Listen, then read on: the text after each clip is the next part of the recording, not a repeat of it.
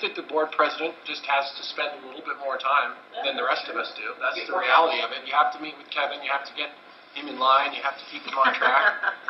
And I'm just being totally honest. I'd like to spend that time doing something else. But I also think there's value in moving it through different people, and I did it last year. It is work. It is work. There's also value in continuity from time to time. Not always. If you promise not to interrupt Mary. I could do that. Oh, yeah. Yeah, I know. Well, you talk too much. Don't start now. Forget I said anything. Mary, that was meant as a very mild joke. If it offended you, I apologize. I would be comfortable making a motion to continue John on with Lisa's agreement to serve as president after her year of vice president, so we don't end up with an absence again. I know my name was on it, but I'm actually going on to another board as what they call the non-executive board chair. That's going to require a fair amount of international travel, so I really can't do it. So I'd move John continue on with Lisa as vice president. And I would like to do that. I've just termed out on the board after 10 years, so I just came off the board. Did I say that all right the way you told me to say it? Yeah. Thank you. So I would make that motion. I'll second. All in favor? Aye. All opposed? Abstaining. I'm abstaining. Okay.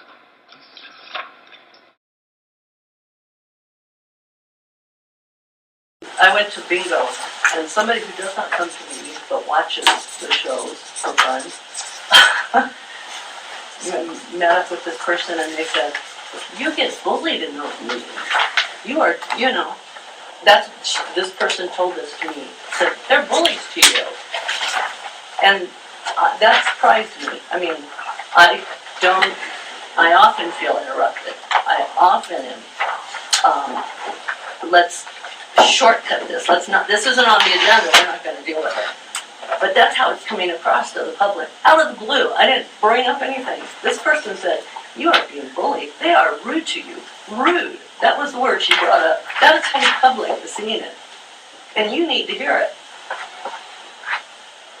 That is not going to make for effective communication or effective Do you want to know why you feel that way? Okay. It's my opinion. And this isn't how I feel. This is how somebody from the public watching television sees it. You dominate board time. And you dominate board time by bringing in related topics, but they're not on point topics. You bring in a lot to item number 6. You bring in a lot of subjective opinions and feelings, and you're a very caring person. But it's some of our opinions that you have things that you want to accomplish, and you try to manufacture fear, uncertainty, and doubt about a topic by bringing in related issues. And the clearest example I can give you is the last board meeting. Mm-hmm. You spent 2 hours with staff going over Mark Wasley's financial, how he laid out the dollars spent for the airport. Mm-hmm. And he made he brought to you a $200,000 correction that he made in a analysis that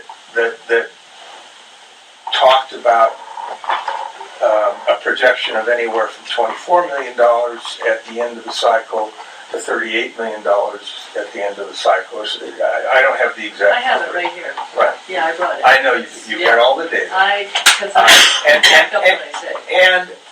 And you brought that up as a reason that $200,000 difference, first of all, you basically publicly accused, you accused Mark of making an error, and that the data was incorrect.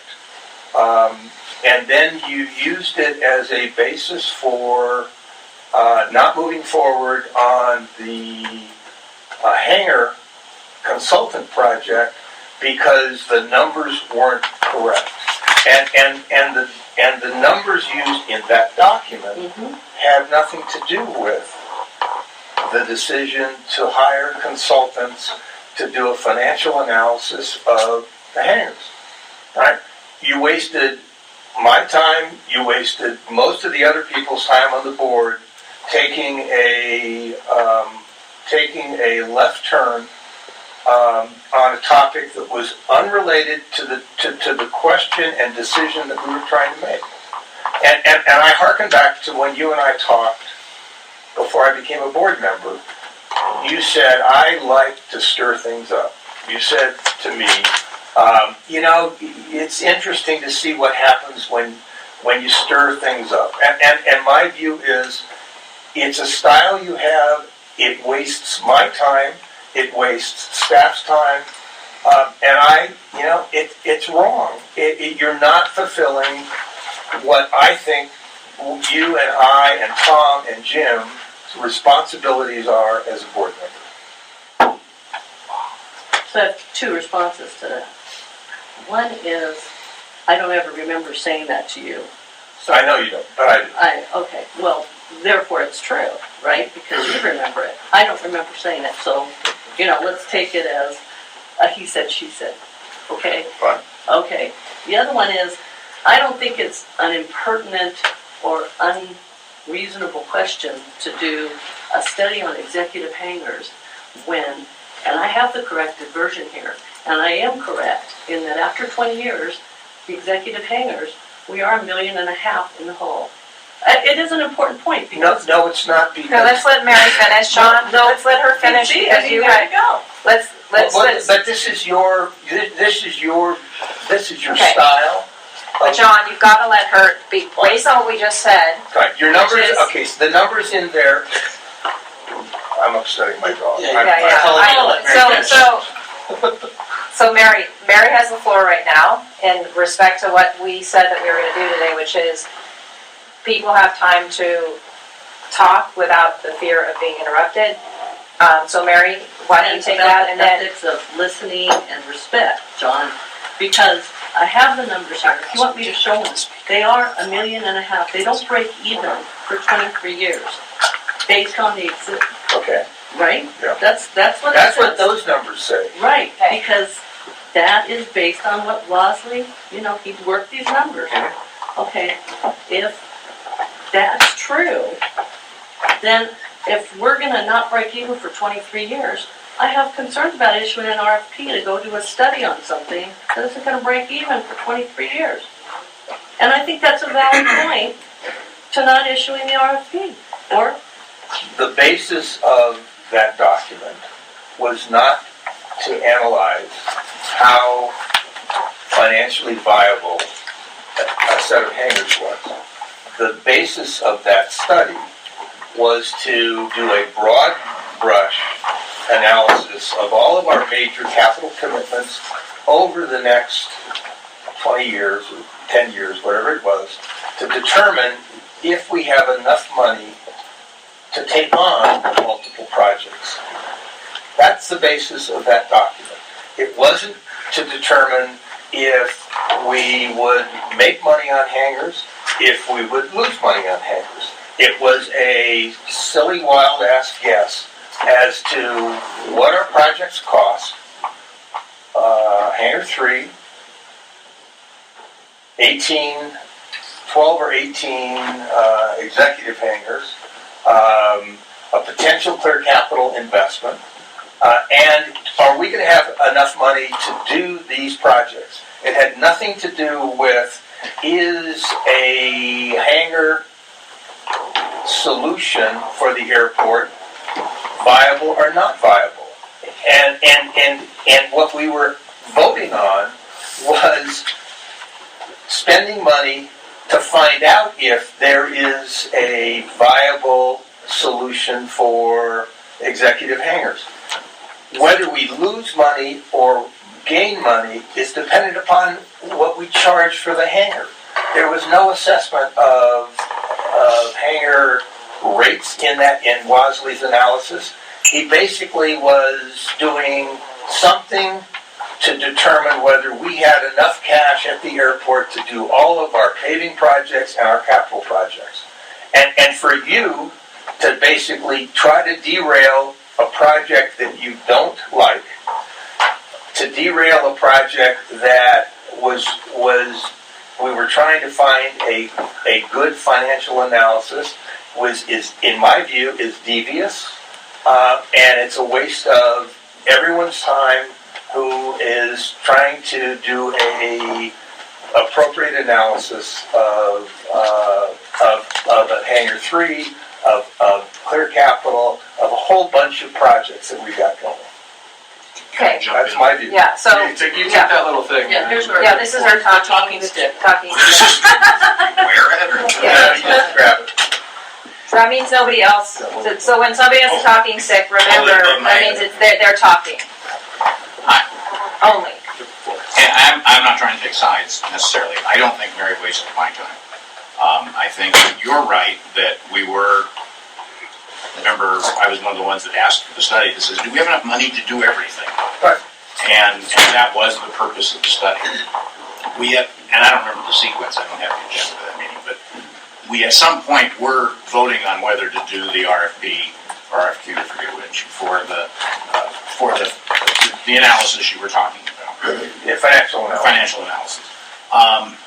But I think you're both right. I think that was the topic when we were on the agenda of do we have enough money to do everything. But then when we were issuing an RFP, whether I agree with you or not, I have to respect the fact that you can say, I don't even want to spend money on an RFP for something that, based on the data I've seen, is going to lose money for 25 years or 23 years. So I have to say, I think Mary had a right, for lack of a better word, to feel that way, whether I agree with you or not. And I guess the other thing that might be slightly tangential is that I think we do have to recognize that as elected officials, and as I think it's this document says, we don't represent a specific district, we represent a specific region, we don't represent the whole thing. But I could say in the last election as the top vote getter that there were parts of the community that gave me votes and parts of the community I think didn't give me votes. And I can't ignore what those people who vote for me think and tell me. And I think Mary is in that role. Mary, I may not be accurate, you can respond. I think Mary got a lot of her votes from the part of the community that is concerned about annoyance from the airport. And while she's representing the entire district, that's her perspective. It's not that she's trying to waste our time. And I'm not trying to ascribe motives to you, but I think you feel and did get represented, kind of get a lot of votes from those people. And they elected you because you feel the way they feel. I happen to share a lot of your feelings too, but I have to agree with a lot. But anyway, I'm rambling. But Right. And I just want to make a quick correction, if I may. If we could use words instead of "you're wasting my time" and say things more like, in my opinion, we have very different styles of how we make a decision. Because what happens is, it's saying it's the same as giving somebody a scowl or rolling your eyes when you use silence and language. violence thing. It's the language. So if we could just use words like, let's just erase. It's in the record in 2 places. The words waste. It just starts to be mean. And so if we can use things like, there are different ways people go about making decisions. Some need every single piece of data. Some are comfortable with the presented data. But if we could just move forward with stopping ourselves from using those types of words, I think it'd be helpful. So, Jim. Sorry, I didn't have the talking stick. I'm a permanent. I think we should all strive to conduct ourselves in a professional manner and emphasize the positive Excellent. in our board meetings. And I will try to doing a better job of not interrupting others. It seems like maybe it's one of my common downfalls. And I don't want to be rude to you or to anyone in the board meetings. And I think you often feel like I'm interrupting you, and just from my perspective, I'm not trying to interrupt you. When you talk and you get on a subject, you often, at least from my perspective, and maybe it's just unique to me, you'll get going with your idea, you'll say your piece, you'll add something into it, and then you'll add something else into it, and I am kind of trying to jump in there to, one, find clarification, and two, work through the discussion with you, and you take it as I'm interrupting you. Sometimes I do it out of disagreement, and sometimes there's conflict, and conflict's always going to be there, but I'm not doing it out of a lack of respect. I have a ton of respect for you and everyone on our board. I think we have 5 great board members, and I really appreciate the differing viewpoints are healthy aspects to our decision-making process. I really appreciate that you're representing those people at the soccer field that are complaining about a plane flying over their house constantly, and they're constantly being annoyed, and I think that it's a very valuable asset to our group. I believe in our mission statement and what we're here to do, and I just want to add 2 more little points in while I have the talking stick. We had a meeting with about Clear Capital, where we had the Nevada County, Tony Lashbrook was there, and Brian Foss was. What's his name? Brian Foss was on the. Brian Foss. I guess he was there. Richard Anderson. He's probably on a couple meetings. What's his title? He's the planning director. Nevada County Planning Director. So he came up to me at the end of the meeting, and he said, I am extremely impressed with your board. I'm extremely impressed at how you guys work through the issues, and how you interacted with each other, and how you gave each other space to talk about their things, that you agreed. It was clear that you guys had differing opinions, but you respected each other, and you worked through the topics, and you got done. And That might have been Richard Anderson. that's who it was, Richard Anderson. He's a Supervisor. Nevada County Supervisor. Right. And I got an email last night that says, thanks, Jim. You were thoughtful and wise tonight. Thank you for so skillfully managing such a challenging subject. As I said, I was especially impressed with you and your board were willing to negotiate a contract so openly. It could set a high standard for other districts. So although we have all kinds of angst and all kinds of differing opinions, and I'll bring it back to what John started with. Thank you guys for being here. Thank you for being so passionate about your community. That's why I'm here, because I'm passionate about my community, not because I want to go fly airplanes. I would be out flying my airplane. I think that we're doing a good job of working with each other, and I think we need to work on those interactions so you don't feel like we're being rude, and so that I feel like I have my time to say my piece, and you have your time to your piece, and we'll get there. And kudos to differing opinions.